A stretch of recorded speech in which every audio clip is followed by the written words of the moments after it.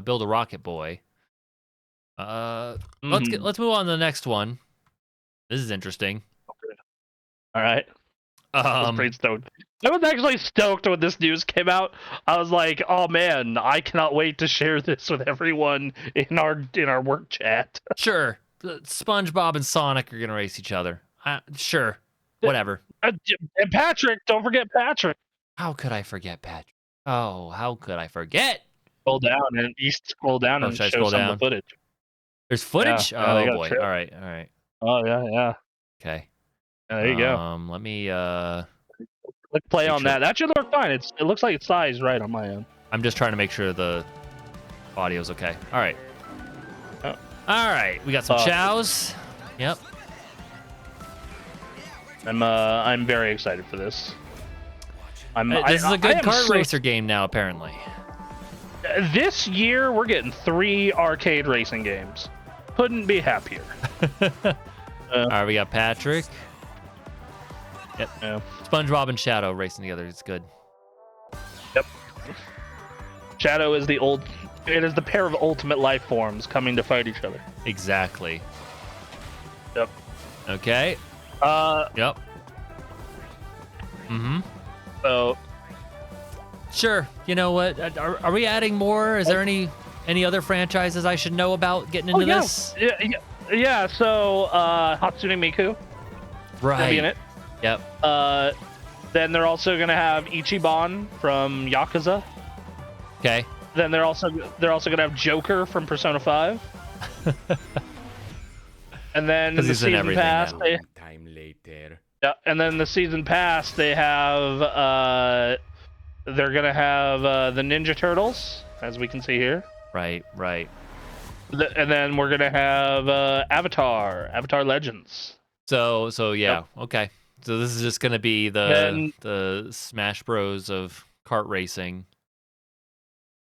If you put it that way, hello. That's what it sounds like. Hello. I know the SGK crew is getting this for Switch 2. I'm pretty geeked about it. Oh, come on. Give me your not excited about it. The last one was good. I played the last one. It was all right. I played Isn't this different from Transformed? It's basically Transformed. Is it the same developer? I think so.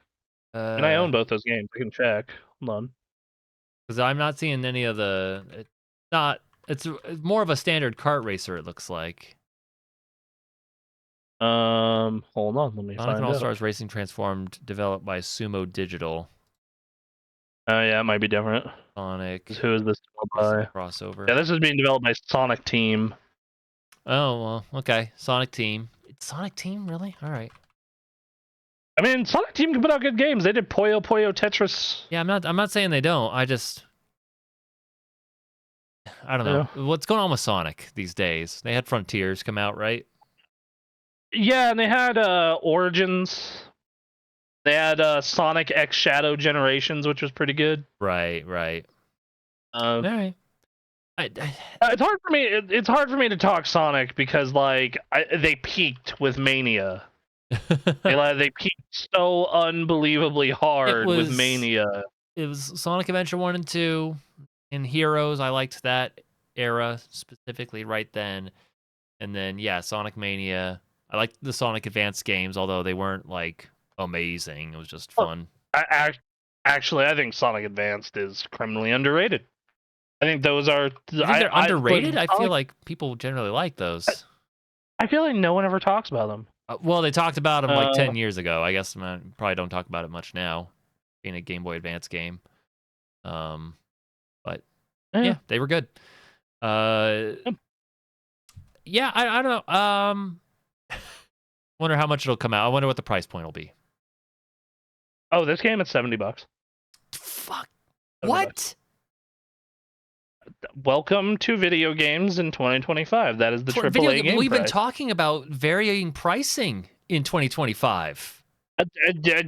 Apparently, Sega is like, this is a $70 game, homie. I mean, I can see an argument where if you're buying this for a kid's household, this seems like a must get, but I'm definitely not getting this at 70. Holy crap. I don't know. It's tempting. It's still tempting at that price, even. But I'm also I mean, if you got the like, money for it, man, you like go for it. But I'm literally here like I think I should get a physical copy of Death Stranding 2 so I can play it and then trade it in. Like that's where I'm at. fair. So, but Um, yeah, neat thing. We're gonna have Sonic crossing over with a bunch of others. I'm very much looking yeah. forward to the eventual Sonic and Friends and Mario at the kart racing Olympics. Be great. Oh yeah, I forgot. They also are crossovering with Minecraft. There's Right. Minecraft levels. Sure. Forgot Yeah. about that. My bad. Okay. Yeah. So I don't know. I think it was fun. I mean, it's So fun. It's a fun I thing to also do for sure. I I am, and to be fair, it's just I have seen so many $70 games, and they're probably counting on this. That like and I just buy less games because of it. It's less Is what ends up. $70 specifically. It's that it's the full price AAA price for what I just saw. Like, nah. I mean, also to Sega's credit, Sega is sitting here going like, well, I mean, Mario Kart's 80. Well, again, this goes back to what people feared with Yeah. pushing it up is that everyone instead goes up instead of varying pricing. I think the people who embrace varying pricing structures will benefit, but I think this strategy will be rough. I think they can pull it off with this because Sonic, SpongeBob, Sonic, yeah, all it's on a, it's Minecraft, this. Avatar, like it'll do all right. But If once again, if this is a kid or even like a young teen household, yeah, this is gonna be like a must own. This is gonna be like that's an easy everybody in the get. household here. But Yeah, that's an like my easy no for girlfriend me. likes the Sonic racing games, and I was like, she's like, "Are you gonna get that?" And I'm like, "Probably." I think if they did that and then it played like transformed, I would maybe consider it. Especially if there hadn't been already a a Mario Kart that hadn't come out a month ago too. Like That's fair.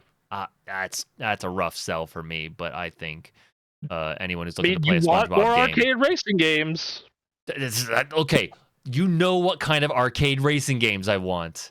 Kart racing is a different portion of the entire racing genre, and you know that. I feel so. I actually looked up Sega's like catalog to see where stuff is priced Mm-hmm. because I was kind of curious.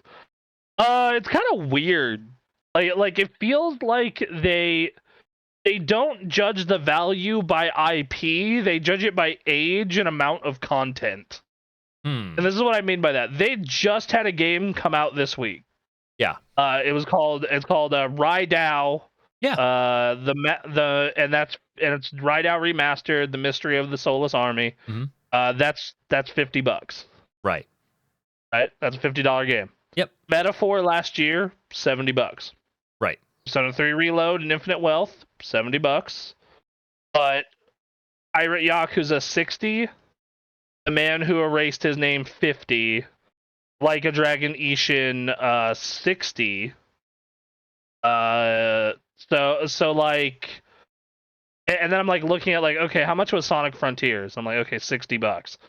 So like, the impression that I am getting from Sega is that they took this very literally, and they're like, if it is a new game that has the full amount of content, we are going to charge you $70. Right. If it is an old game, like older than 3 or 4 years, or it just has less shit in it, we are going to charge you $50 to $60. Right. Yeah. And if it's a very, very old game, in the case of like Persona 4 Golden or like something like that, we're gonna charge you like 20 to 40. Rido's So a that's real the interesting impression. case because it says remastered, but they had to like remake the entire game. So they like Yeah. so that being 50 makes a lot of sense when you understand that whole thing. Because otherwise, like that's a hard sell. It's just like here's this game that not a whole lot of people know about. And it's just a whole bunch of work got put in to remake that. But yeah. I almost picked it up when I got the Amazon credit. I was asking people like, "Is this game worth playing?" I hear Yeah, it's good, so- and then they remade like the worst part of it, which was the combat, and then it's a from the Shin Megami Tensei people, right? Like Yeah, I'm a fan of those guys. people who have been Persona 5. It's a big thing. People are dying to pick those games up now. So I would like to say though, it's like you can't keep buying RPGs and not finishing them. You can't keep doing this. the kids can. Like I don't know. I'm like, well, no, the kids can just finish them. I was one of those kids. Yeah. I just finished the fucking games. Right. So yeah, like I'm still playing through Metaphor and Persona 3, and like it's been I won't say 4 years because it came out in December. In 4 years, but I am right at the end of Cyberpunk. I did it. Finally. I did it, boys. All right. I'm gonna come back on this show in like 3 years and be like, hey, you know that Persona 5 Royal Platinum I started in 2020? I got it done finally. Wonderful. That's great, Bronson. Here are your pills. You go, Grandpa. Right. Hey, let's stay on the topic of Sega. Sega. Speaking of how Sega does sales, it actually kind of revealed those numbers for some things. Yeah, those got leaked. There was a major presentation document that got leaked on the Sega Sammy Investors Relations website. And it's kind of interesting. Some of these sold less than I thought they would. Okay. So the big all-star is Persona 5 Royal, sold 7.25 million copies. Sure. Which, hey, that's killer. Yeah. For a game with that kind of budget, that's like, holy shit, you're doing backflips. But Like a Dragon Infinite Wealth did 1.66 million. Yakuza Like a Dragon did 2.86, and this is Lifetime. Yeah. Persona 3 Reload did 2.07. Mm-hmm. Sonic Frontier did 4.57. Sonic Superstars 4.43. Shin Megami Tensei 5 including Vengeance 2.11. Team Sonic Racing 3.5 mil, and Total War 3 Kingdoms 3.21 mil. What this tells me, and Sega seems pretty happy with these numbers. Like, Sega is not like they're opening a new Sega store in Japan this year, right? Like, they're gonna have those flagship